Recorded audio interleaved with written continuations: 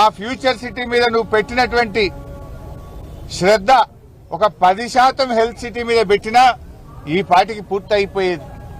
నిజంగా చెప్పాలంటే ఇది ఈ ఆలస్యానికి కారణం ఇండెసిసివ్నెస్, నేరపూరిత ప్రభుత్వ నిర్లక్ష్యం వల్లనే హెల్త్ సిటీ పనులు ఆలస్యమైతా ఉన్నాయి. నీ ప్రభుత్వం అధికారంలోకి వచ్చి 2.5 సంవత్సరాలైనా హెల్త్ సిటీ ఎక్కడేసిన గొంగలు అక్కడే అన్నట్టుగా ఉన్నది. అప్పటికే 24 అంతస్తులు కేసీఆర్ గారి స్లాబులు కూడా వేసిపోయినాం. మేము కేవలం ఫినిషింగ్ వర్క్స్ చేయడానికి 2.5 సంవత్సరాలు కావాలా? 2.5 సంవత్సరాల నిర్లక్ష్యం దేనికోసం? ఇవాళ చాలా పనులు తొలగించారు. ఆనాడు కేసీఆర్ గారు పేషెంట్ అటెండెంట్ల కోసం ధర్మశాల నిర్మించాలంటే ధర్మశాలను సగానికి సగం తగ్గించారు, క్యాంటీన్లు తీసేశారు, ఎలివేషన్ వర్క్స్ తగ్గించారు, రోడ్ నెట్వర్క్ ను తగ్గించారు, అనేక ఎక్విప్మెంట్ ను కూడా ఆసుపత్రిలో తగ్గించే ప్రయత్నం చేస్తా ఉన్నారు. నేను అడుగుతున్నా, ఎందుకు?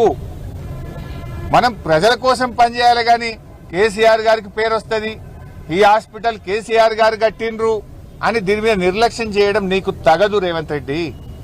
ప్రజల కోసం ప్రభుత్వాలు పనిచేయాలి తప్ప కేసీఆర్ గారికి పేరు వస్తుంది అనే పేరు మీద ఎందుకు నిర్లక్ష్యం?